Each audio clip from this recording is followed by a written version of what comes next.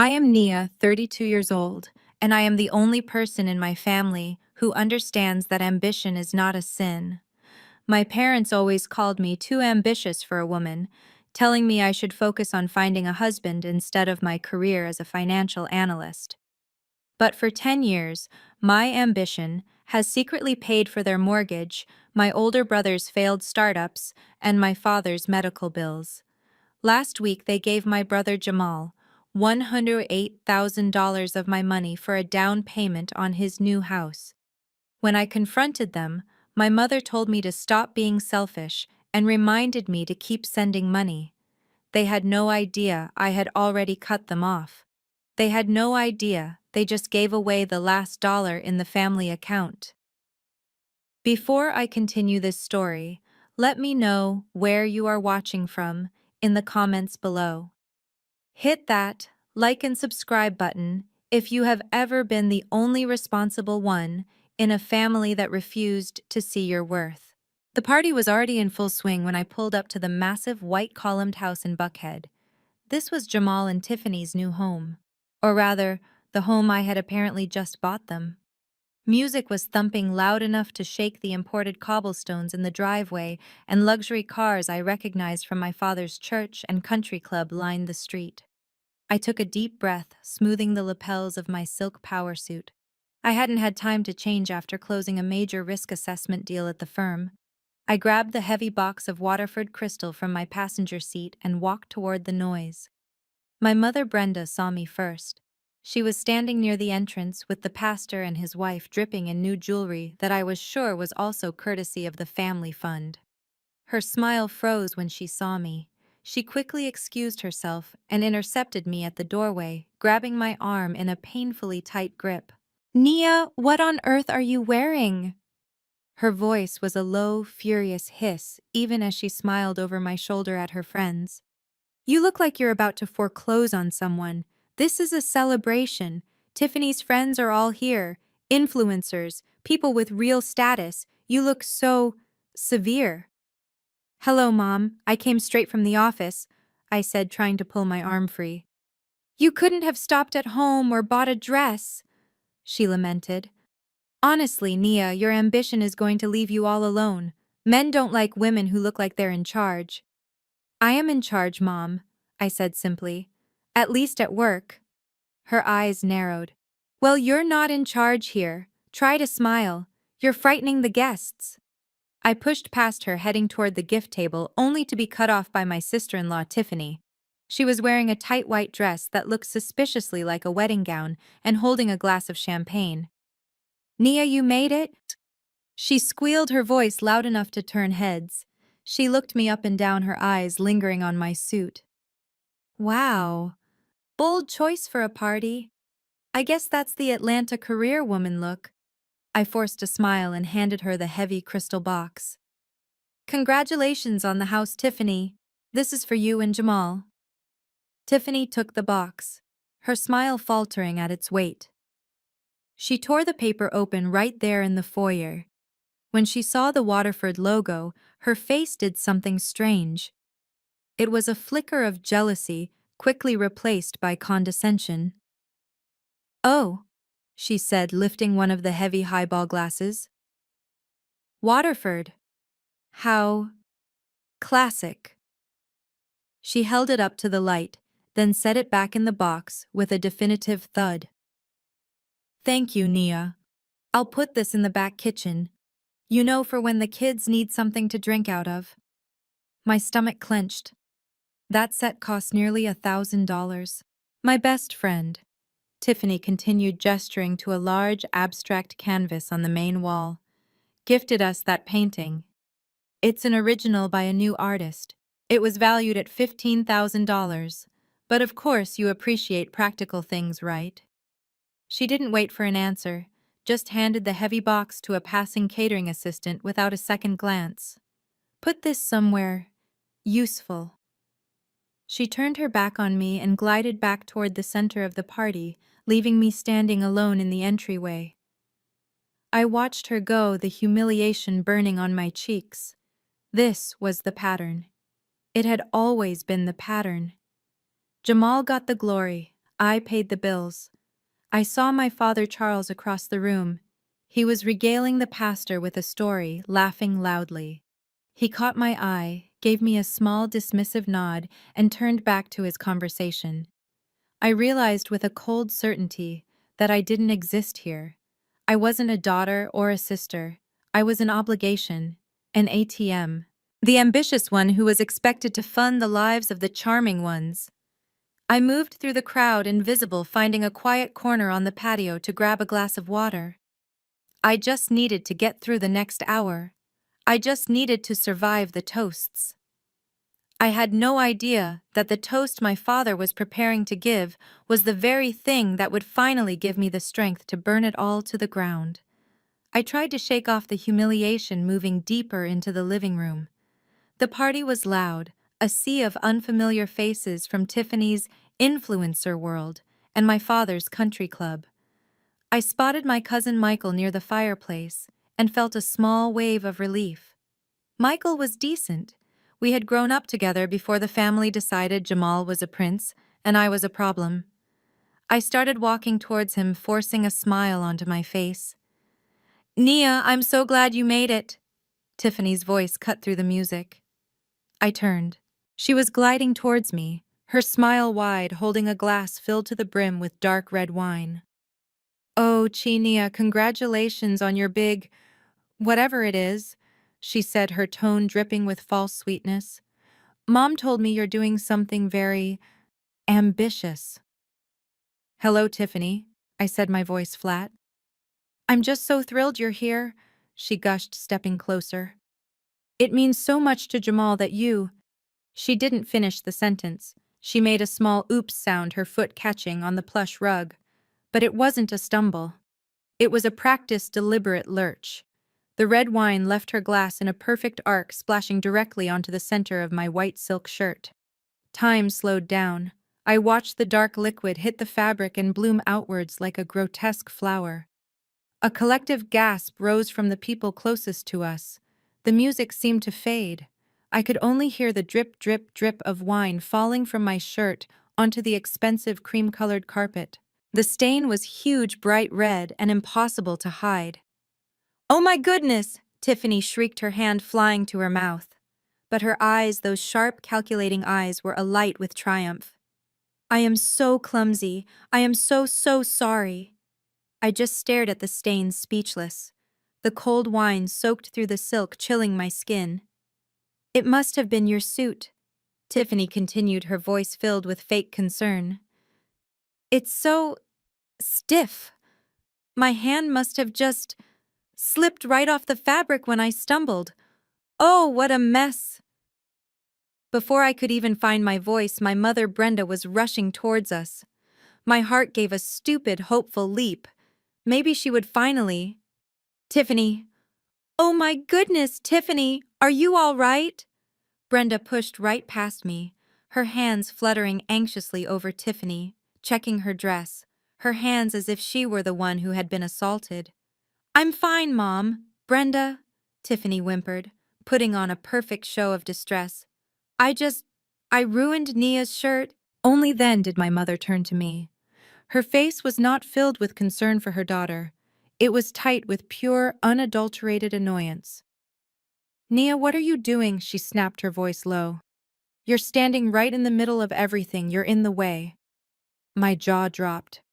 "Mom, she spilled wine all over me." "It was an accident," Brenda hissed, grabbing a cocktail napkin from a passing tray and aggressively dabbing at Tiffany's hand where not a single drop had landed. "Why do you have to be so dramatic, always making a scene? This is what I mean about you being too ambitious. You're always so tense. You probably made her nervous."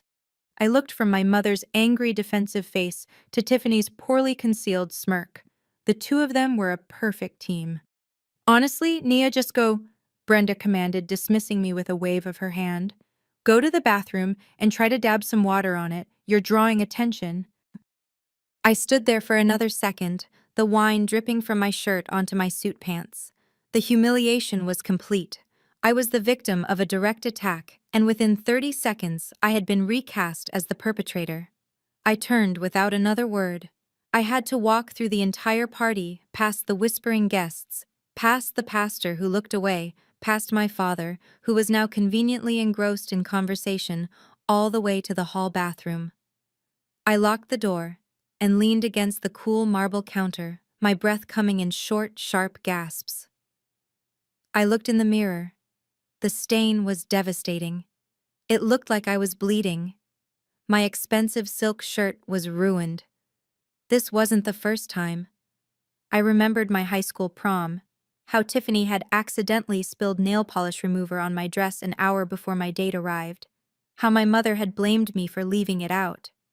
I stared at my reflection, at the ambitious woman who was too tense, the failure who was frightening the guests. I grabbed a hand towel and doused it in cold water, scrubbing at the stain, knowing it was useless. The wine was set. The damage was done. But as I scrubbed, my anger began to cool, hardening into something else, something cold and clear. I took a deep breath, and then another. I was done. I was done being their punching bag. I smoothed my damp, stained shirt as best I could, tucked my hair behind my ears, and unlocked the door. The night wasn't over. My father hadn't even given his speech yet, and I suddenly had a feeling I didn't want to miss it.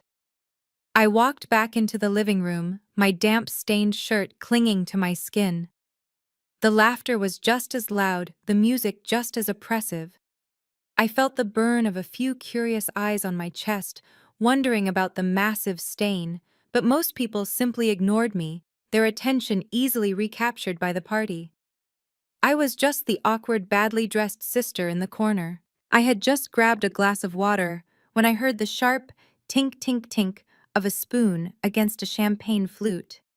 The room quieted down. My father Charles was standing by the grand marble fireplace, his chest puffed out. My mother Brenda stood beside him, beaming. "If I could have everyone's attention," Charles boomed, his voice full of self-importance. "Thank you all for coming, our pastor, our friends. This is the proudest night of my life." He put his arm around Jamal, who stepped up beside him, Tiffany attached to his other side, glowing under the spotlight. "As a man," my father continued, "there is no greater achievement than seeing your son become a man himself. And a man," he paused for effect, "must own his own home. He must be the pillar of his family. Tonight we celebrate my son Jamal, who has proven he is that pillar." The room filled with polite applause and murmurs of "Amen" from the church crowd. I held my breath. I knew this was just the wind-up. Jamal, looking every bit the successful heir, raised his own glass. "Thank you, Dad, but I couldn't have done it without you and Mom. Tiffany and I are so grateful." He leaned in and kissed my mother on the cheek. "Thank you for supporting us with the entire $108,000 down payment." The number hit me like a physical blow. $108,000. The room exploded in cheers and whistles. People were shouting, "Congratulations, and that's how you do it, Charles." I stood frozen, my water glass halfway to my lips. $108,000. It wasn't just a number, it was the number. I saw it flash in my mind, the wire transfer confirmation from my personal risk analysis account sent 8 months ago. I remembered the panicked phone call from my mother. "Nia, your father, his heart. The doctors say he needs an emergency bypass. The insurance won't cover the specialist up front. We need $108,000, Nia. We need it now." I had wired it within the hour. No questions asked. I had pulled it from my own bonus savings. And now it was a down payment for a house I wasn't even welcome in. I moved through the crowd like a sleepwalker until I was beside my mother. She was busy accepting congratulations from the pastor's wife. I waited until the woman moved away and then spoke, my voice barely a whisper. "Mom, $108,000. That was the money for Dad's surgery." Brenda's smile vanished. She grabbed my elbow, her fingernails digging into my skin, and pulled me toward the hallway. "Keep your voice down," she hissed, her face furious. "That was my money," I said, my voice shaking. "You told me he was dying." "And he's fine, isn't he?" she whispered back, her eyes cold. The insurance ended up covering most of it. A little bit was left over. It's family money, Naya. Your brother needed it. He was starting his life. You should be happy for him. A little bit, Mom, that was the whole amount. You lied. We didn't lie, she insisted. We just reapportioned the funds. It's the same family fund you always pay into. What's the difference? What's that whispering about? My father's voice cut in. He had seen us arguing and walked over, his face darkening. Nia is just confused about the money, Charles, my mother said quickly, trying to smooth it over. I am not confused, I said, finding my voice. You took the money I sent for your heart surgery and gave it to Jamal for a house. My father looked at me and his expression wasn't guilty. It was stern. He was disappointed. In me. Nia, I heard what your mother told you, he said, his voice low and severe. Do not be selfish. Your ambition is your problem. You make all this money at that manly job of yours, but what do you have to show for it? No husband, no children. You have a duty to support your brother who is building a real family. I couldn't breathe. He was justifying it. I can't believe you, I stammered. Believe it, my father said. You're too ambitious for a woman, Nia. It's not attractive. You should be focused on finding a husband, not counting pennies. Now I expect you to go in there, smile, and congratulate your brother on his new home. We are a family. He turned to walk away, then stopped. Oh, and your mother mentioned something, he added as an afterthought. Don't forget to make your monthly transfer into the family fund. The church fundraiser is next month, and as the pastor's biggest supporters, we are expected to make a very generous donation. We're counting on you. I couldn't stand there a second longer. My father's words, "we're counting on you," echoed in my head, mixing with the laughter and the music and the clinking glasses. Counting on me. They were always counting on me. I turned away from my parents, my entire body rigid with a cold fury I hadn't known I possessed. I needed to get out of the main room. I saw Jamal, my older brother, disappearing into a side room with a group of his equally slick friends. The door was marked as the home office. I followed him. I didn't knock. I pushed the door open so hard it hit the wall with a dull thud. Jamal was mid-laugh, leaning back in a ridiculously oversized leather chair, a glass of whiskey in his hand. His friends were draped over the new furniture. The room smelled of expensive cologne and cigar smoke. Jamal, I said. My voice was low, but it cut through their laughter like a knife. Everyone turned to look at me, the woman with the massive red wine stain drying on her white shirt. Jamal's smile faded into annoyance. Nia, what are you doing? We're in the middle of something. Your friends need to leave, I said, my eyes locked on his. Now. Whoa, one of his friends said, putting his hands up in mock surrender. Someone's intense. It's fine, guys, Jamal sighed, rolling his eyes as if I were a toddler throwing a tantrum. Give me a minute. She's probably just emotional. He waved them out. Go get another drink. I'll handle this. His friends filed out, snickering, one of them patting me on the shoulder as he passed.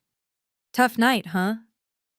The door clicked shut, leaving just the two of us.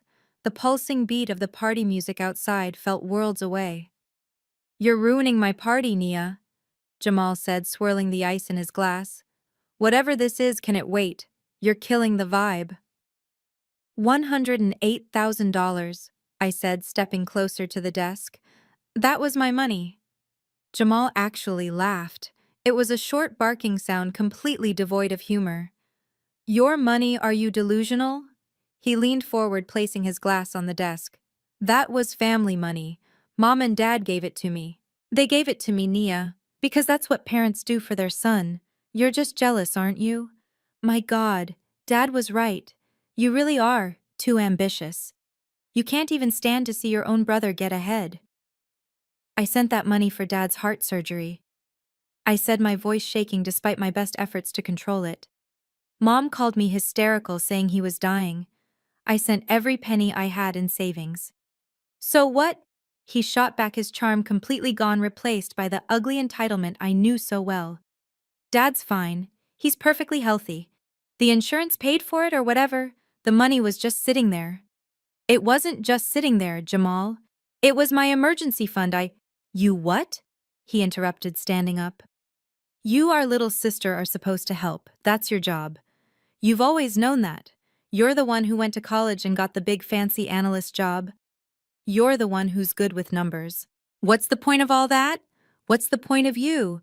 If you're not going to step up when your family needs you. You needed a house? I asked, my voice laced with disbelief. That's an emergency.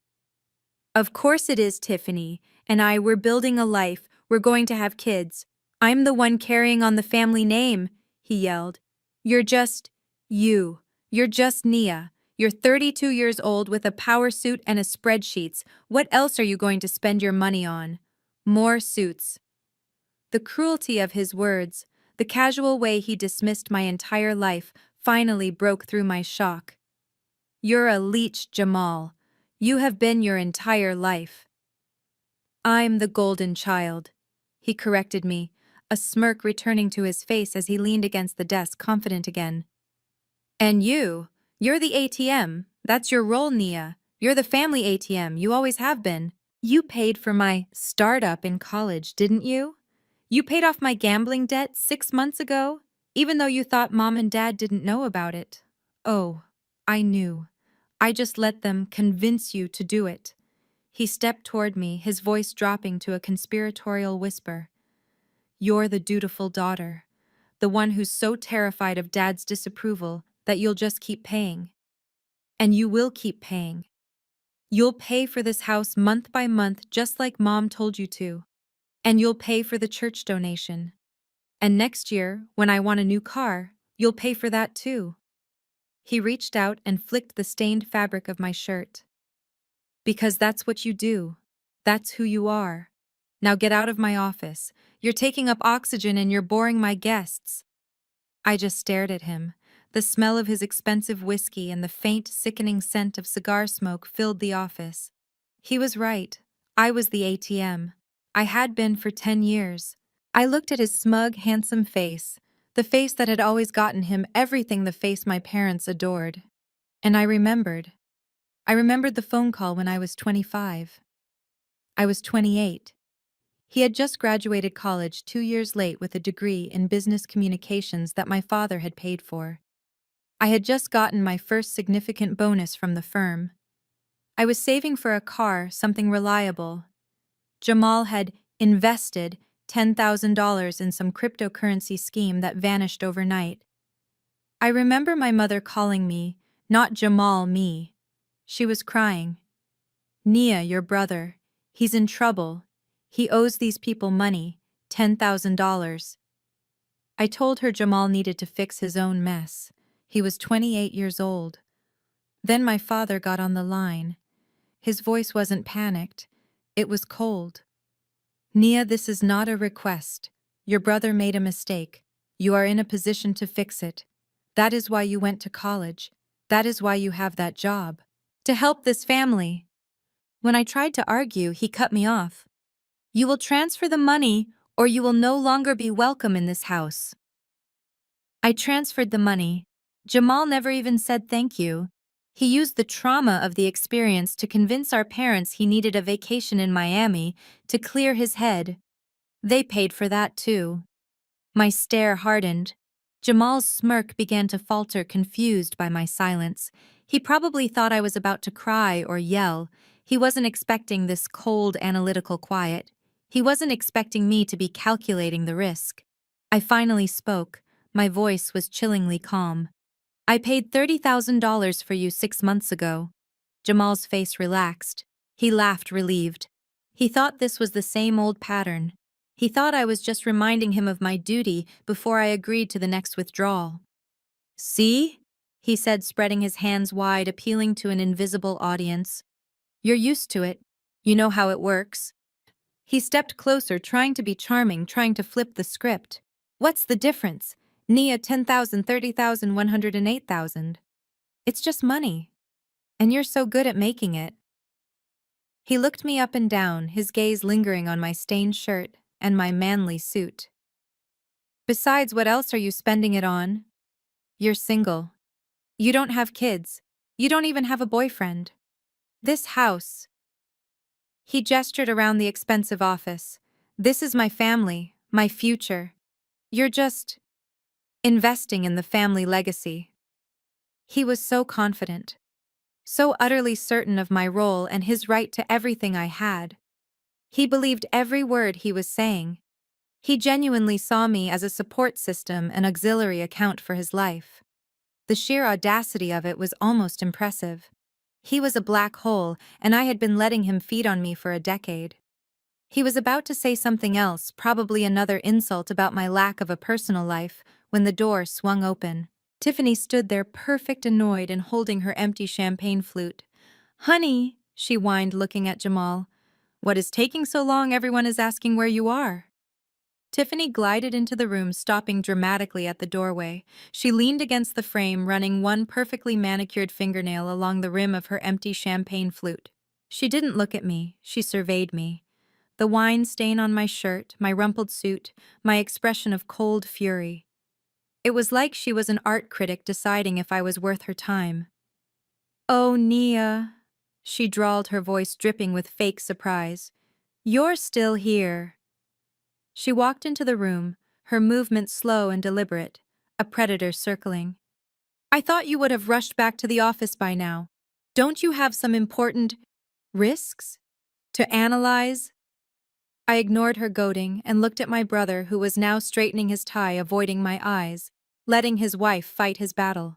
"He just admitted it," I said, my voice dangerously quiet. "He admitted he took my money. The money for Dad's surgery." Tiffany actually laughed.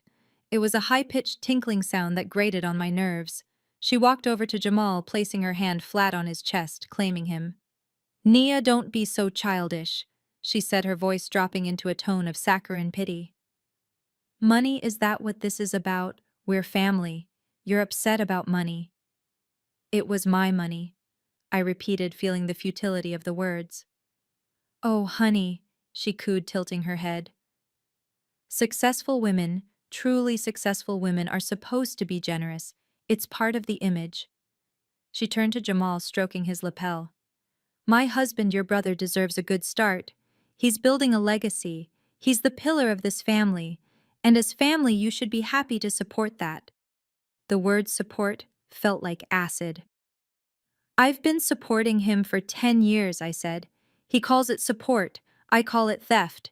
"You're just being dramatic," Tiffany dismissed, waving her hand as if shooing away a fly.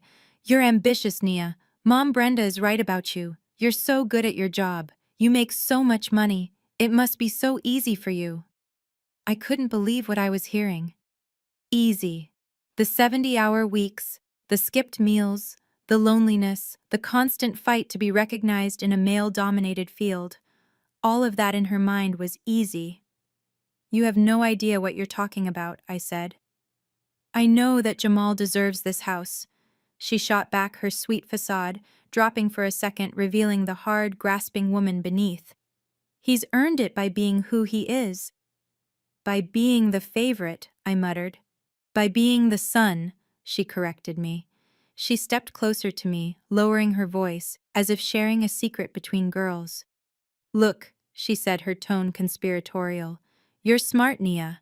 I'll give you that. But you need to understand how the world really works. This—" She gestured around the expensive office at my brother at the house. "This is a man's world. Jamal is the one who carries the name. He's the pillar. He's the one who will have the sons who carry on the legacy." She looked me up and down again, this time with open pity. "You can have your spreadsheets and your risk analysis. You can be as ambitious as you want. But at the end of the day, a woman with a career is just a woman with a career. A woman with a successful husband, that's power." It was the most backward, anti-feminist 1950s-era garbage I had ever heard. And she believed it. They all believed it. This was their shared worldview. Jamal was the asset. I was the utility. "You're wrong," I said. "Am I?" She smiled. You're 32. You're alone. You're not married. You don't have kids. All you have is that job.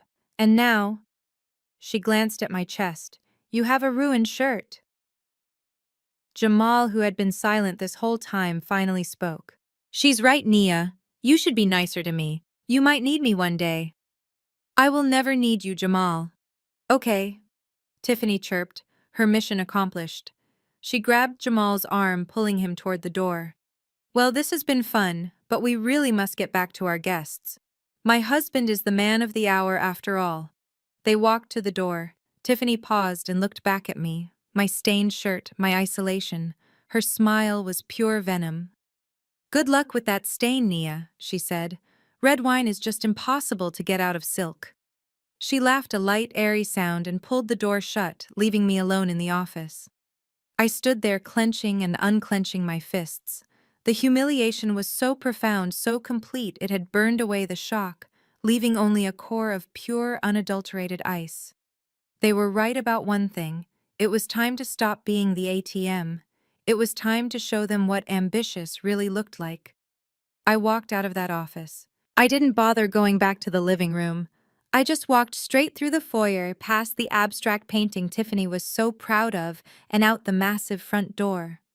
No one stopped me. No one called my name. No one said goodbye.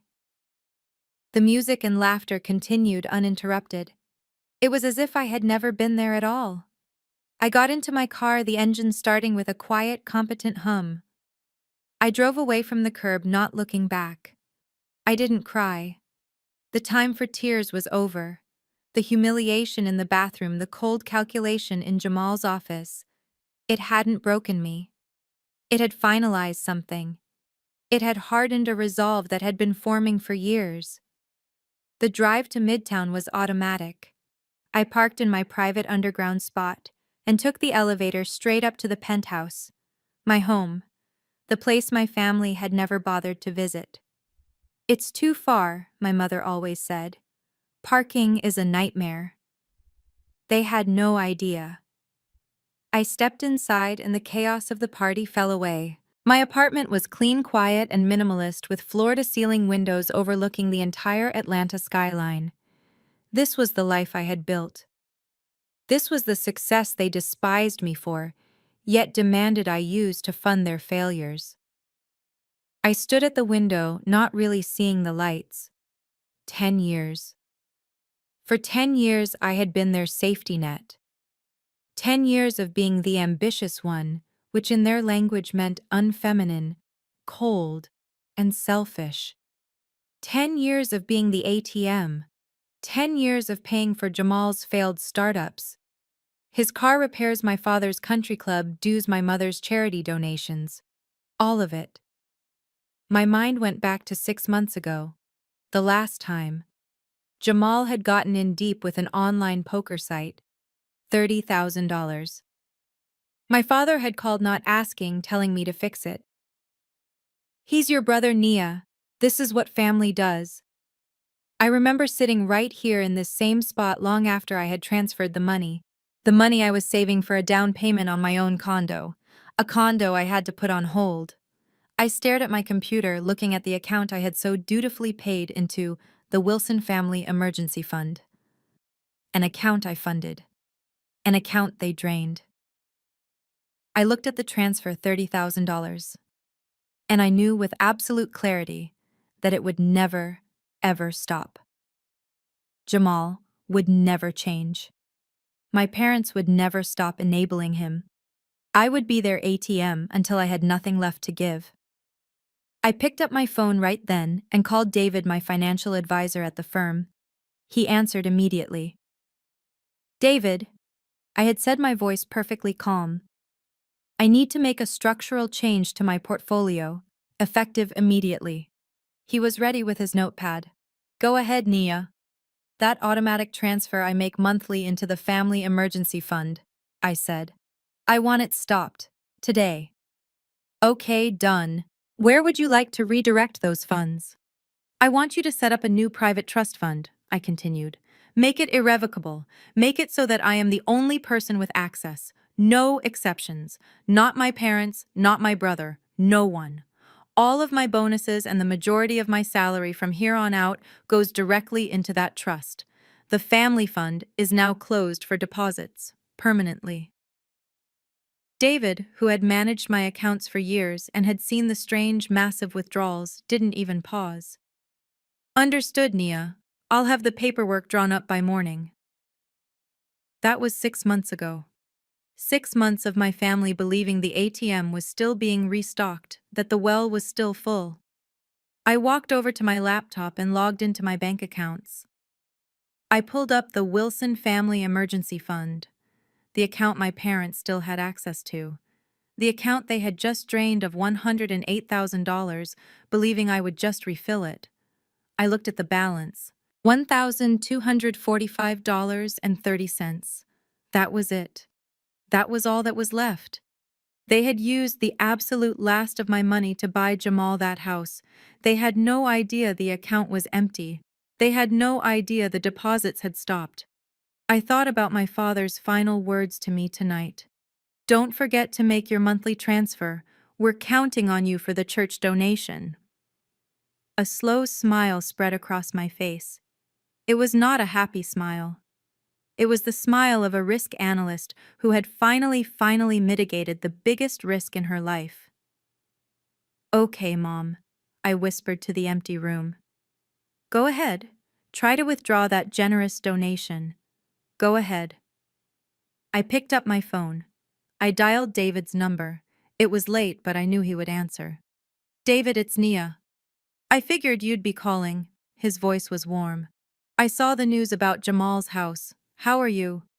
I'm ready, I said. It's time. Send the official notice of account closure to Charles and Brenda Wilson. First thing tomorrow morning. It was 3 days after the party, 3 days of absolute blissful silence. I had not heard a single word from my family. I had spent the weekend at a spa getting the wine stain professionally removed from my suit and, more importantly, getting my head clear. I had not checked the family fund account again, but I didn't need to. I knew what was coming. The trap was set. All I had to do was wait for them to walk into it. On Tuesday morning, I was in my element. I was in the main conference room on the 40th floor, leading a risk assessment presentation for a new billion-dollar merger. The room was full of VPs and legal counsel. I was at the head of the table, my laptop projected onto the main screen, data and complex analytics flowing effortlessly. This was my world.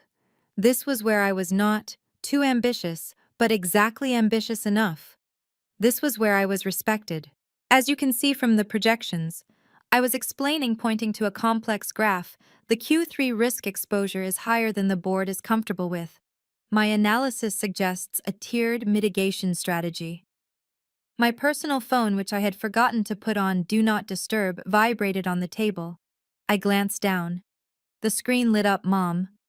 I pressed the silence button on the side of the phone and slid it off the table onto my lap, not breaking my stride. This strategy involves a 40% reallocation of assets in the first week. Buzz, buzz, buzz. In my lap, the phone vibrated again, and again, and again. A frantic, desperate buzzing that I could feel through the fabric of my suit pants. I saw one of the VPs, a man named Henderson, glance at my phone, then at me, his eyebrow raised slightly. I felt a hot flash of the old humiliation. Even here in my fortress, her chaos could find me. I pressed the decline button, rejecting the calls. CNC beamed. Reallocation of assets. I repeated, forcing my voice to remain smooth and professional. Will protect the primary investment from any market volatility. A moment of silence passed. I clicked to the next slide. And then, buzz. A new icon appeared on my screen. A voicemail. I knew I shouldn't. I knew it was a performance of entitlement and rage meant only for me. But I had to hear it. I discreetly picked up my phone as if checking a critical work message and held the receiver to my ear, pressing play on the voicemail. Her voice exploded into my ear so loud I was shocked the people next to me couldn't hear it. It was a full-blown shriek. Naye, what are you doing to me? What did you do? I kept my face a perfect mask of calm, as if I were listening to a simple financial update. I am standing at the Kroger, my mother screamed.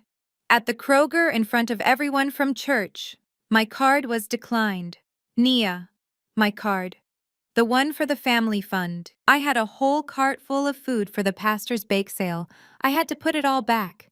Do you know how humiliating that is? I had to leave the store with nothing. I could hear her hyperventilating. I called the bank. I thought it was a mistake. And the woman, that rude little woman at the bank, she said the account only has $1,200 in it. 1,000. Nia, where is the money? Where is the monthly transfer you promised? What did you do with our money? The sheer breathtaking entitlement of that phrase. Our money. I calmly moved the phone away from my ear, pressed the delete button on the voicemail, and placed the phone face down on my lap. The meeting was waiting. I looked at Mr. Henderson. My apologies, a minor issue with a vendor. I couldn't focus. I needed to send a reply. I needed to close the loop. Under the table, I quickly typed out a text message to my mother, my thumbs moving with precise analytical speed. Mom, I closed that account. The deposits have stopped. I sent you and Dad an official notification email about this yesterday. Please check your spam folder. I hit send. I took a sip of water, ready to resume my presentation, ready to go back to the world where I was competent and in control. I looked up, made eye contact with the CEO, and opened my mouth to speak. My phone lit up the table, vibrating so hard it made a sound against the wood. It wasn't a text. It was an incoming call. The screen flashed with the name Dad. He hadn't even waited for Mom to relay the message. This was the pincer attack I had been expecting my entire life. I looked at the angry flashing name on my screen. I looked at the room full of executives waiting for me. I smiled a small, tight smile that didn't reach my eyes. I pressed decline. The phone immediately started ringing again. I excused myself from the meeting. I couldn't take his call in front of the board. The CEO was watching me, his expression neutral, but I felt the weight of his gaze. I stepped out of the glass conference room into the quiet hallway high above the Atlanta skyline. My hands were perfectly steady. I wasn't the hysterical woman my mother had been at the supermarket. I was a risk analyst, and my father was a bad investment. I called him back. He didn't say hello. He just roared. NIA! What in God's name do you think you're doing? His voice was so loud, I had to hold the phone an inch from my ear. The professional calm I'd felt in the boardroom began to crack, replaced by the familiar cold dread. I'm in a meeting, Dad.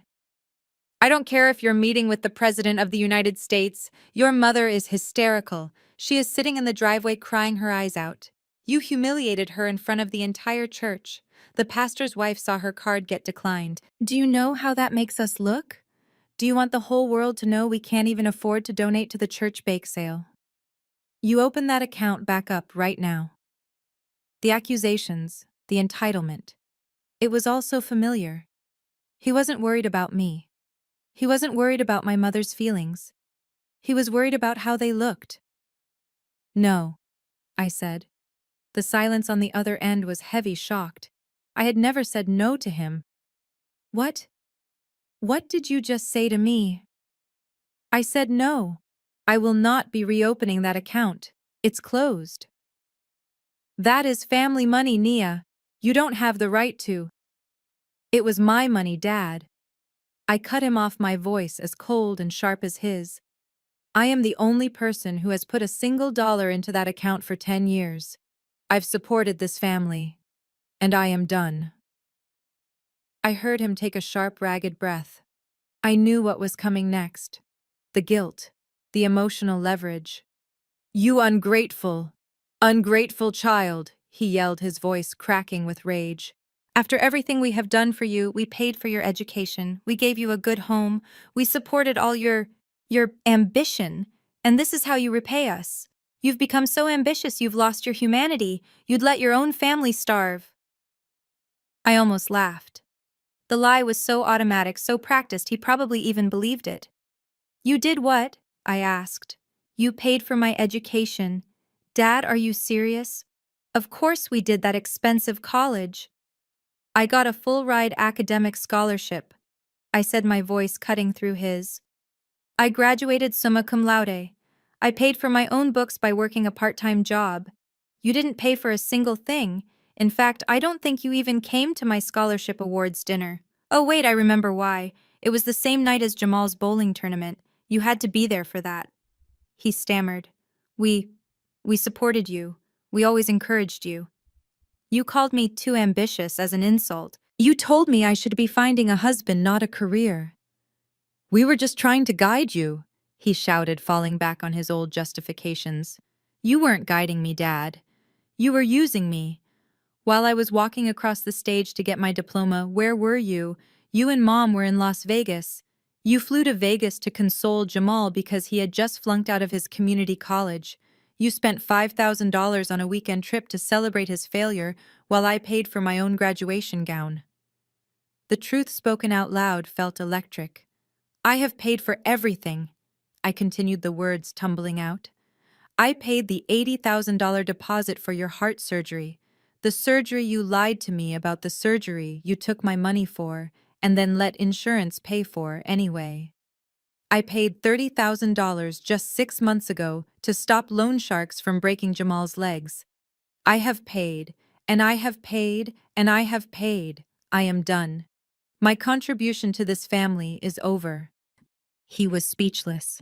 I had never spoken to him like this. I had never used facts. I had always just paid.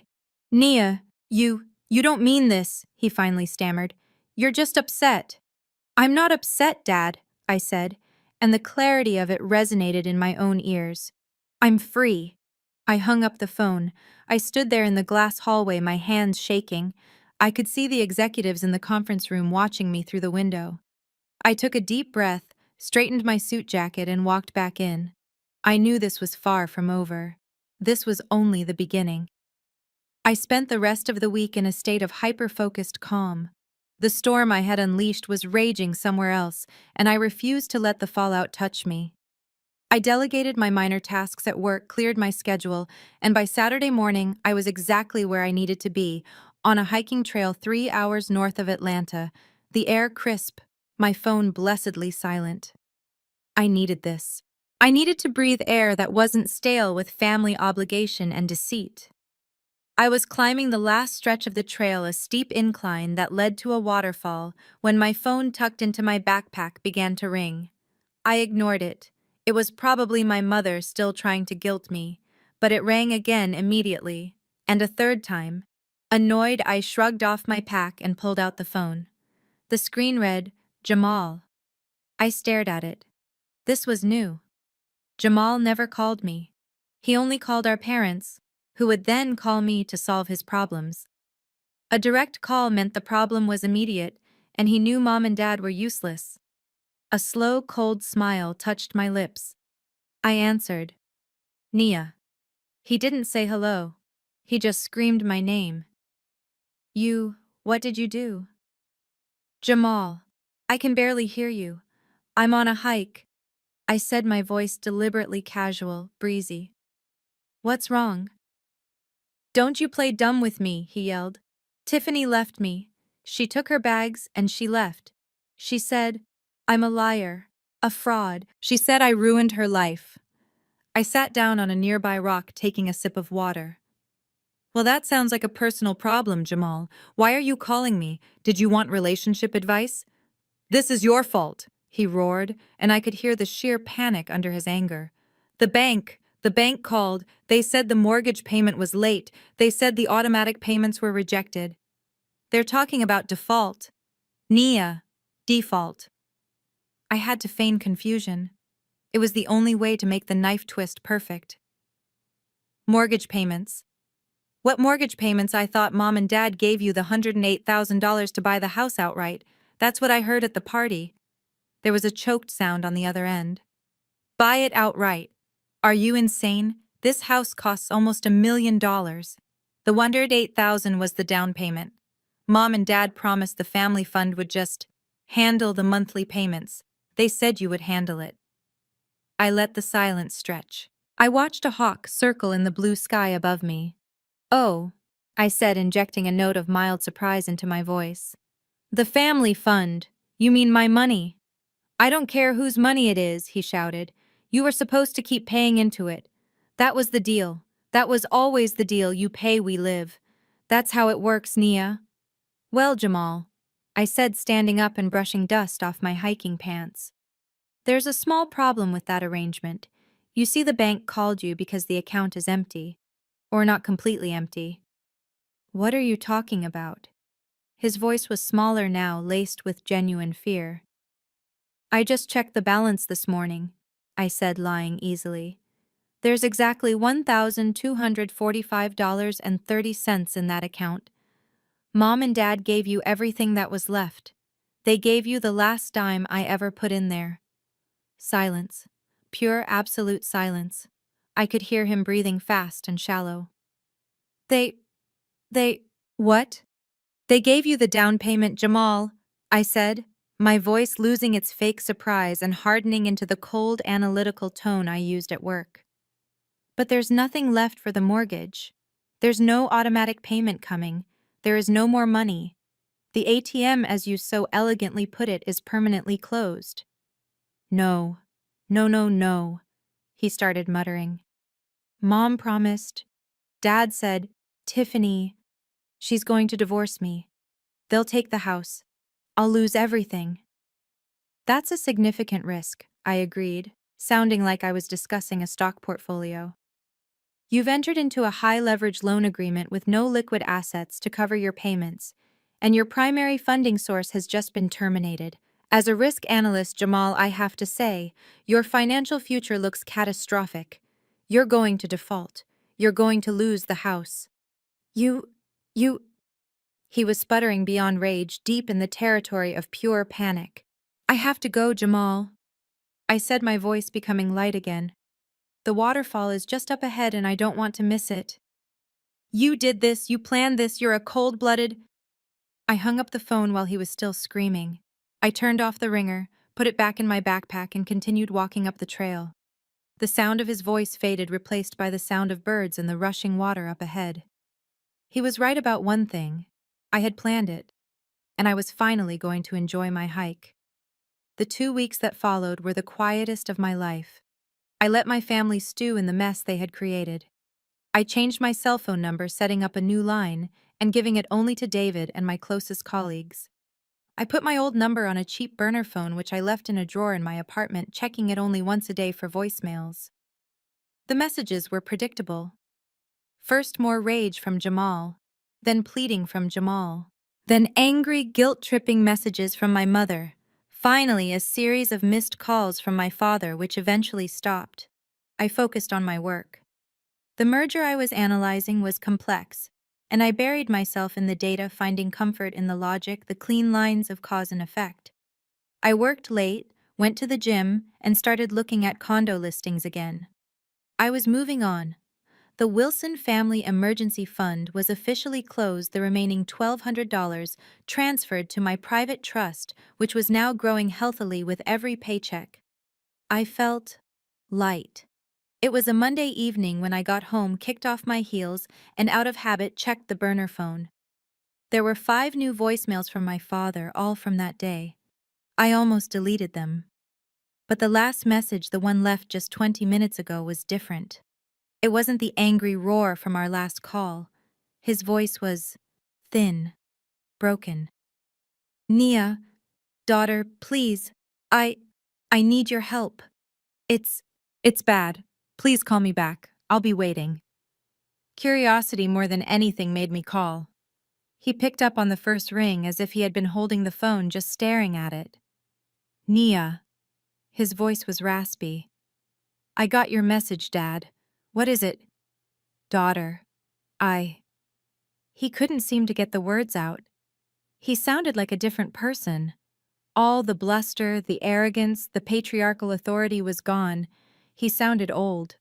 What is it, Dad? Did Jamal lose the house already? No, it's not Jamal, It's me, the hospital. My blood went cold, but my voice remained analytical. What about the hospital? They called. This morning. Your mother, she's a wreck. Dad spit it out. The insurance, Nia. The insurance for my heart surgery 8 months ago. Your mother, she thought it was all covered. She thought we were fine. He took a ragged breath. They didn't cover the specialist, or the anesthesiologist, or the post-op care. Nia, they say we owe $50,000? I was silent. I sat down on the edge of my bed. $50,000. That's unfortunate, I said, my voice betraying no emotion. Unfortunate, he choked out. Nia, they're going to sue us. They sent the bill to collections. They're going to garnish my wages, put a lien on the house. We don't have $50,000. I thought I was the ungrateful, ambitious daughter who had lost her humanity, I said quietly, quoting his own words back to him. He flinched even over the phone. Don't, please, Nia, not now. I know I said things. I was angry. I was wrong. I'm asking for your help. Help, I repeated. I see. So let me get this straight. You needed money for your surgery. I sent $108,000, more than enough to cover this. But instead of paying the bill, you lied, told me it was handled, and gave my money, my entire savings, to Jamal for a house he couldn't afford. Your mother, he said, the desperation making his voice crack. Your mother thought it was all covered. She saw the money in the account, and Jamal was so desperate, and Tiffany was threatening to leave him, and she thought you'd just send more. She didn't know you had closed the account. The sheer catastrophic stupidity of it was breathtaking. They hadn't just stolen from me. They had stolen from their own medical bills. They had prioritized their failing 35-year-old son's wants over their own needs, all with my money. So you gave Jamal his down payment, I clarified, and now you have no money to pay the hospital for the surgery I sent the money for in the first place. Yes, he whispered. Nia, I'm begging you. They said if we don't pay in 30 days, the lawsuit is filed. Your mother, I don't know what to do. So you called the ATM, I said. I called my daughter. He insisted, a flash of his old anger returning. You called your daughter after you realized your son couldn't help you. After you realized the account was empty. After you realized you were out of options. He was silent. He had no defense. Please, Nia, he finally said, all the fight gone. Just help us this one last time. I'll pay you back. I swear. I'll get a second job. A second job, I said. You're 60 years old and about to be sued for medical debt. Your credit is shot. You have no leverage, Dad. Then what do we do? He pleaded. What do I do? I thought for a long, hard minute. I could have hung up. I could have said, that's your problem, and gone to sleep. But that wasn't the plan. The plan was not to let them off that easy. The plan was to let them see in no uncertain terms what they had thrown away. Come to my office, I said. What? My office. Next Monday, 9 a.m. You, Mom, and Jamal. All three of you. We'll talk about it. Oh, thank you, Nia. Thank you, daughter. God bless you. We'll be there. Anything you say. Don't thank me yet, I said. And Dad, come prepared to discuss all family finances. We're going to do a full risk analysis. Yes, of course. Anything. He was sobbing now, pathetic sounds of relief. We'll talk about it, Dad, I said, my voice like steel. We're family after all. I hung up the phone. I knew exactly what Monday would look like, and for the first time, I felt a shadow of pity for them. They had no idea what they were walking into. I arrived at my office at 7 a.m. By the time my family showed up for their 9 a.m. appointment, I had already been working for 2 hours. My assistant Alex buzzed my intercom. His voice was sharp and professional. Ms. Wilson, a Mr. and Mrs. Wilson and a Mr. Jamal Wilson are here to see you. I looked at my empty calendar. Thank you, Alex. Please have them wait in the reception area. I'll be free in 20 minutes. I let them sit. I let them look at the expensive art in my lobby, the hushed professional atmosphere. For my entire life, I had waited for them, waited for their scraps of attention, their leftover time. Today, they would wait for me. At 9:25, I buzzed Alex back. You can send them in now. Alex opened the heavy glass door to my office. Ms. Wilson will see you now. My family shuffled in one by one and then just stopped. They stood frozen just inside the doorway, blinking, looking terribly out of place. My father's suit was rumpled. My mother was clutching her purse like a life raft.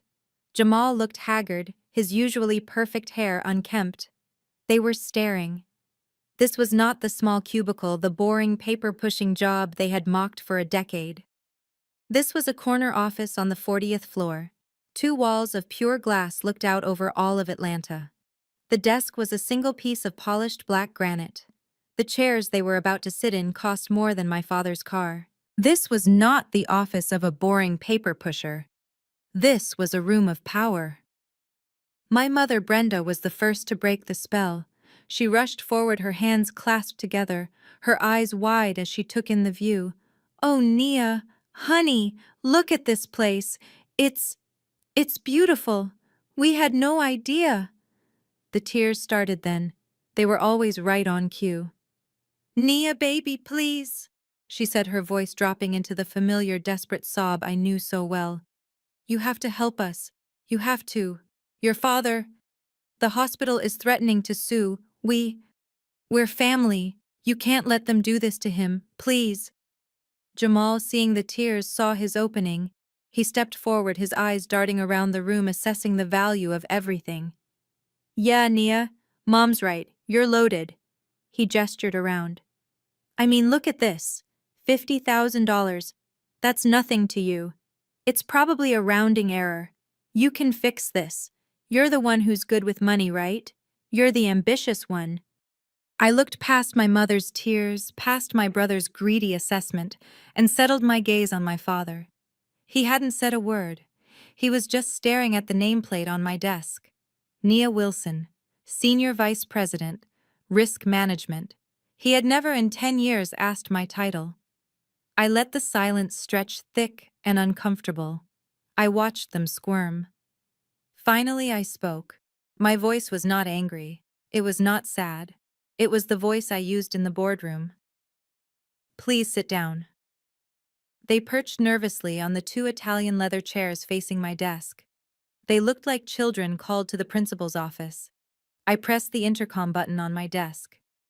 "Alex, could you come in, please?" Alex, my sharp white assistant, entered immediately, holding a notepad and pen. "Yes, Ms. Wilson," I gestured to my family.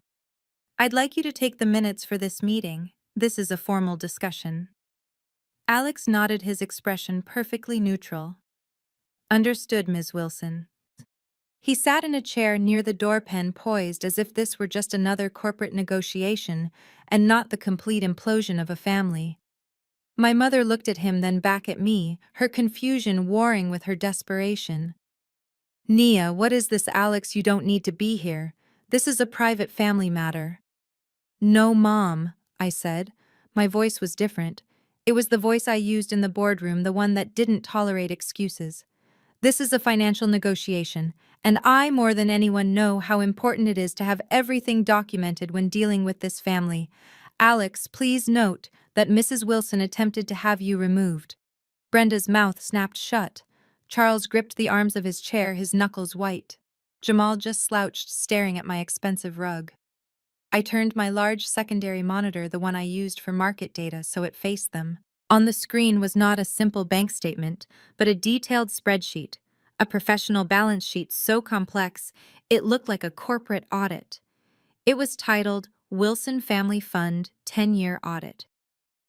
"I am a risk analyst," I began, my voice precise. "It is my job to identify, assess, and mitigate risk. And for the past 10 years, the single greatest, most volatile, and most predictable financial risk in my personal portfolio has been this family. So I did what I do best. I conducted an audit of my contributions versus your expenditures. I clicked a key and the spreadsheet expanded. Let's review the Wilson Family Emergency Fund. We will start with the contributions, shall we? Over the last 120 months. I highlighted the first row. Contributor Nia Wilson. Total deposits including salary diversions, bonus injections, and direct transfers, $340,000. I let that number hang in the air. Jamal actually scoffed. So you're rich. That's just money to you. Thank you for confirming your reliance on those funds, Jamal, I said without looking at him. Now let's review the other contributors. I highlighted the next line. Contributor Charles Wilson, total deposits, 0. My father flinched. Now you wait just a minute. I provided a roof. This is a financial audit, Dad, I interrupted. We're discussing liquid assets, not theoretical emotional support. Next, contributor Brenda Wilson, total deposits, 0. I cooked, my mother cried out. I hosted Christmases, I cleaned your room when you were a child. That is a contribution. The IRS does not accept casserole as legal tender, Mom, and I've been paying for my own rent and my own groceries for 14 years. Which brings us to the final contributor. I clicked the mouse and a bright red bracketed number appeared. Contributor Jamal Wilson, total deposits negative $142,000. That's a lie, Jamal shouted, finally sitting up straight. Where did you even get that number? I never took that much. You didn't have to take it, I said, my voice like ice. That's the amount I paid for you. Which brings us quite nicely to the withdrawals. I switched tabs. The new page was a long, itemized list of dates, amounts, and descriptions. Let's review the expenses. Your expenses all paid from my income. Item 1, $112,000 categorized under Jamal's entrepreneurial ventures. This includes but is not limited to the failed Wilson Luxury Imports, which consisted of you buying and immediately crashing a single used Maserati, the Crypto Connect scheme, and the artisanal sneaker business that somehow only produced receipts for sneakers you kept. Jamal's face was turning a deep shade of red. Those were bad investments. It happens. Item 2, I continued, ignoring him. $30,000, 6 months ago. A cash withdrawal to cover high-interest gambling debts incurred by, also Jamal. The ones Mom called me crying about at 3 in the morning. The ones that were going to get your legs broken. Does Tiffany know about that one, Jamal? Or did you just tell her you were stressed? He looked at his parents, who refused to meet his gaze. They knew. Of course they knew. They were the ones who had called me. Item 3, $10,000, multiple charity and household withdrawals made by Brenda Wilson. These correlate directly to the Pastor's Appreciation Fund, the new roof for the church, and your annual country club membership dues. The Lord's work, I assume. You have no right to question my faith, Brenda stammered. I'm not questioning your faith, Mom. I'm questioning your accounting. And finally, I highlighted the last 2 devastating entries. $80,000 8 months ago. Initial deposit for Charles Wilson's heart surgery. The surgery I was told insurance wouldn't cover. And $108,000 3 weeks ago, transferred directly to Jamal Wilson for a house down payment, which incidentally was the exact amount remaining from my initial surgical deposit after insurance had apparently paid the hospital. I leaned back in my chair. You have collectively spent $340,000 of my money. The $108,000 you gave Jamal wasn't extra. It wasn't left over. It was the absolute last penny. You drained the account to 0. My mother was the first to find her voice. Her tears, which had been performing for the last 10 minutes, were now real. They were tears of pure, unadulterated panic. But you still have money, Nia. She pleaded, her voice a desperate whine. She gestured wildly around my office. You're a senior vice president. Look at this place. You can just... You can just put more in. You can fix this. You're right, Mom, I said. I am successful. My job pays very, very well. I pulled up a different window on my monitor, a clean, secure private banking portal. The balance was prominent, displayed in large, clear numbers. This, I said, is the Nia Wilson Irrevocable Trust. I established it 6 months ago, right after I paid off Jamal's $30,000 gambling debt. As you'll see, my monthly salary, my quarterly bonuses, and all my investment dividends have been redirecting here. I let them stare at the balance. $450,000. Safe, secure, and completely, totally, untouchably mine. I stopped funding you 6 months ago, I said simply. You just didn't notice. You were too busy spending the last of my money on yourselves. My father made a choking sound. He looked at the spreadsheet at the $50,000 debt he owed, and then at the $450,000 he couldn't touch. Nia. He gasped, the color draining from his face. The $50,000. The hospital. They're going to sue. Nia, please. I swiveled my chair back to face him, my expression unyielding. You see, Dad, this is where your logic about my ambition was flawed. My voice was ice cold. The problem isn't that I'm too ambitious. The problem is that you, all of you, aren't ambitious enough to take care of yourselves. You just know how to be parasites. I stood up, signaling the end of the meeting. The $108,000 I sent 8 months ago, I said, walking to the door, was intended to pay the $50,000 hospital bill and leave $58,000 as a final emergency cushion for your retirement. But Mom lied. She said insurance paid it all. You both stole that money from your own medical emergency to give to Jamal for a toy he didn't earn. I opened the door where Alex was already waiting. You haven't just bankrupted yourselves. You've bankrupted your own morality. That $50,000 hospital bill, that is your problem. You have 30 days to figure it out. Alex, I said, not looking back at them. Show them out. Brenda's reaction was immediate and auditory. A low wail built in her throat, a sound of pure animal despair, before she slid right out of the expensive leather chair and collapsed onto my office rug. She just folded. My father Charles didn't move. He sat there, his mouth slightly open, his face a mask of gray disbelief. I watched his hand, the one resting on the arm of the chair. It was shaking, a violent, uncontrollable tremor that rattled the chair itself. He was staring at the $450,000 figure on the screen, a fortress he knew finally he could not breach. Jamal, however, reacted with the only emotion he truly understood, rage. You, he sputtered, his face turning a dark mottled red. You planned this. He jumped to his feet, his chair scraping loudly against the polished floor. You're a monster, a cold-blooded monster. You're going to let us be sued. You're going to let Dad go to jail over $50,000. You'll let us be homeless. You'll let your own family be homeless.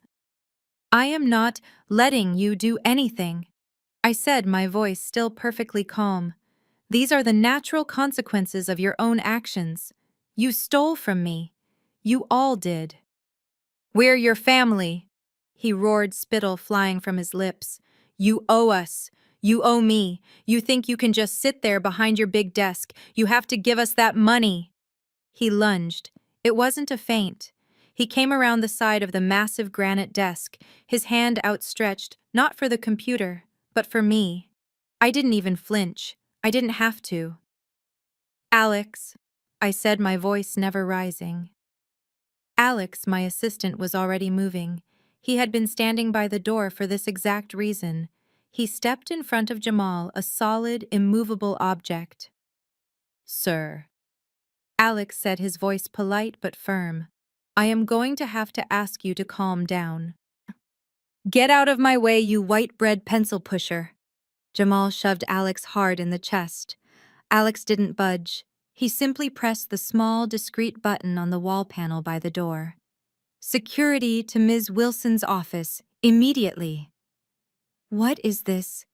Charles whispered, finally finding his voice. He looked at Alex, then at me. You called security on your own brother. He became physically threatening, I stated as if dictating a report. That is a workplace violation. I have a duty to protect my staff. The door opened almost instantly. Two uniformed security guards, the ones who patrol our corporate lobby, stepped inside. They were large men. They were not smiling. "Sir," the first guard said to Jamal, "you need to come with us, now." Jamal looked from the guards to Alex to me. He was trapped. The charm was useless. The entitlement was useless. He was for the first time in his life facing a consequence he couldn't talk his way out of. He deflated his shoulders, slumping. "Nia," my father pleaded. He stood up on shaky legs, his face crumpled. "Nia, please, don't do this. He's just upset. He didn't mean it. We'll fix it. I'll talk to him." He looked at me, his eyes filled with a terror I had never seen before. "We have nowhere else to go. You're our daughter. You wouldn't let us be homeless, would you? You wouldn't let your old father. You wouldn't." It was the ultimate appeal. The last card he had to play pity. I stood up. I walked slowly around my desk, the sound of my heels clicking on the hardwood floor. I stopped directly in front of him. He flinched as if expecting me to strike him. My mother was still on the floor, her sobs now just quiet, hiccuping gasps. "You're right, Dad," I said softly. "I won't let you be homeless. I won't let you starve." Hope flared in his eyes, a desperate, pathetic light. "Nia, I knew it. I knew you wouldn't." I reached into the pocket of my suit jacket. He watched my hand, expecting a checkbook. Instead, I pulled out my leather business card holder. I slid out one crisp white card. "Here," I said, placing it gently in his trembling hand. He looked at it, his eyes struggling to focus. What is this Atlanta Center for Workforce Development?" "It's a free service," I explained, my voice bright and helpful. "I took the liberty of calling them this morning. I told them to expect you. They're going to help you all with financial literacy, budgeting, and job placement. They'll help Mom learn how to manage a checking account without me. They'll even help Jamal, a 35-year-old man, write his first ever resume." I smiled. "It's the best help I can possibly give you. That is my final contribution to this family." He stared at the card as if it were on fire. A resume," he whispered. "A job, Nia, I need money. We need the $50,000. "No, Dad," I said, stepping back, my voice losing all its warmth. "You don't need my money, you need a job." I looked at all three of them. My mother, a broken woman on the floor. My father, shaking, holding a useless card. My brother being held by security. "You always told me," I said, my voice clear and strong, "that my ambition was a flaw, that I should focus on finding a husband and building a family. But I realize now, I already had one. I've been a financial wife to this family for 10 years. I've been supporting a lazy, entitled husband in Jamal and two codependent in-laws. Well, this ambitious wife is done." I looked them all in the eye. "Consider this my official divorce. I am divorcing all of you." "Alex," I said, turning to my assistant, "please have security escort Mr. and Mrs. Wilson and their son out of the building. They are no longer welcome on this floor." "Nia, no!" my mother screamed, trying to grab my leg as I walked away. The guards gently but firmly lifted her to her feet.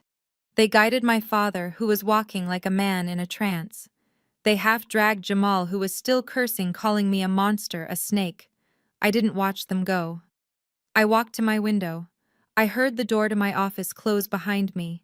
I heard the muffled screaming as they were taken down the hall, and then blessed profound silence. They were gone. They were bankrupt. And I was free. 6 months later, it was Thanksgiving. The air in my penthouse was warm, not with the dry, forced heat of my parents' house, but with the scent of roasted turkey, sage stuffing, and bourbon pecan pie. Jazz music played softly, mingling with the sound of genuine laughter. This was not my mother's party filled with obligation, judgment, and people I barely knew. This was my party. A friendsgiving. My chosen family was here. David, my financial advisor who had helped me set up the trust, was debating film theory with my colleague Maria. Alex, my sharp, loyal assistant, was laughing with his husband near the floor-to-ceiling windows. These were successful, vibrant, happy people. They were people who saw my ambition as a virtue, not a character flaw. David raised his glass, the crystal catching the light of the Atlanta skyline. A toast, he called out, his voice warm and clear. The chatter subsided. To our host, Nia, who in the last 6 months has not only navigated the treacherous waters of her old life, but has also managed to secure the biggest merger in our firm's history. A few of my colleagues cheered, knowing what that workload had entailed. David smiled, pausing for effect. And who is now, as of last week, officially our new Chief Risk Officer. The room erupted in applause and congratulations. I raised my glass, my smile genuine. Chief Risk Officer, I had done it. I had gotten the promotion, the recognition, the success. I had built this life. I thought of the cold, silent dinners at my parents' house, of the insults of being told I should focus on finding a husband. I was happy, truly deeply happy in a way I had never been allowed to be before. Across town, in a small third-floor walk-up apartment, in a neighborhood they used to drive through with their doors locked, the light was different. A single bare bulb hummed above a small metal table. Charles and Brenda sat in silence. Their Thanksgiving dinner consisted of a can of cranberry sauce, instant mashed potatoes, and 2 small gray portions of turkey from a microwave meal. The silence in the room was deafening. They had sold the house. They had sold the cars. They had sold my mother's jewelry. They had sold everything, and it still wasn't enough. The old plastic landline phone on the wall suddenly rang, the sound harsh and violent in the quiet room. Charles looked at it, his shoulders slumping. He already knew who it was. Brenda whimpered, putting her hands over her ears. "Don't answer it, Charles, please. I can't." He let it ring. 4 times. 5. Then, sighing, he picked up the receiver. "Hello." He listened. His face, already gray, seemed to collapse inward. "Yes, I know we are late. We're trying." He turned away from his wife, his voice dropping to a desperate, broken whisper. $50,000. Yes, I understand. We just need more time. Please." He hung up the phone without another word and looked at his wife, his eyes completely empty. They were ruined. Miles away in the freezing cold of a distribution warehouse, Jamal shivered. His hands were raw and red from loading pallets onto a truck. His golden boy charm was useless here. The bank had foreclosed on the $1 million house. Tiffany had, true to her word, left him the moment the money dried up, taking the furniture she claimed her family had paid for. He was alone, working a minimum-wage night shift, living in a weekly rental motel. He pulled out his cracked phone, scrolling through Instagram, seeking an escape. And then he saw it. A picture posted by one of Nia's friends. A picture of her party. The penthouse, the food, the skyline. His sister Nia raising a glass surrounded by laughing, successful friends. The woman who had done this to him. He roared a sound of pure animal rage and threw his phone with all his strength against the brick wall of the warehouse. It shattered the screen, going dark, leaving him alone in the cold. The laughter in my apartment was warm.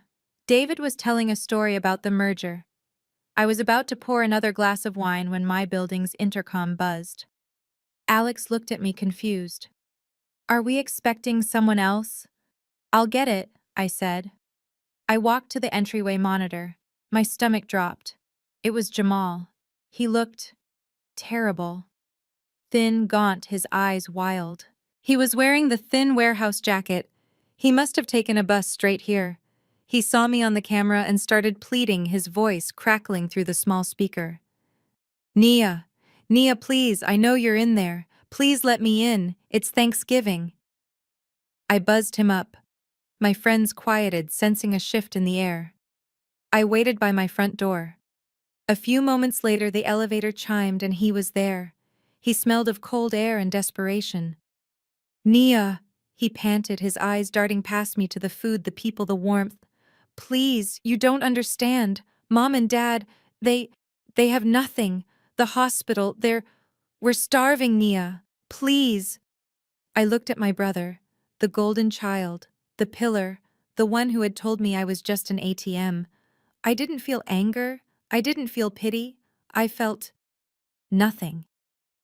I turned, walked to the beautifully set dining table and picked up a heavy plate. I loaded it with turkey stuffing, sweet potatoes, and a slice of pie. I walked back to the door.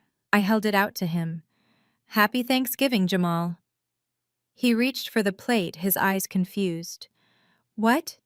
Aren't you going to help us? Aren't you going to let me in? I held the plate out, but I didn't move my body from the doorway. He couldn't come in. You can eat, I said, my voice soft but final. But you can't come in. I've paid enough. I handed him the plate. He stood there in the hallway holding his Thanksgiving dinner, looking lost and broken. I gently closed the heavy solid wood door of my penthouse, locking the deadbolt. The sound of my friend's laughter started up again behind me. I turned away from the door, walked back to the window, and raised my glass to the city. I was free. This story is a powerful lesson in self-preservation and the necessity of financial boundaries. Nia's family saw her ambition as a flaw, yet treated her success as a public resource they were entitled to. For years, she enabled their dysfunction by playing the role of the family ATM, sacrificing her own savings to fix their repeated failures. Her ultimate act of revenge wasn't aggression. It was simply closing the account. The story teaches that true loyalty cannot be a one-way street. Sometimes the only way to save yourself is to let others face the consequences of their own choices. If you've ever felt like the only responsible person in your family, hit that like button and subscribe for more stories of epic comebacks.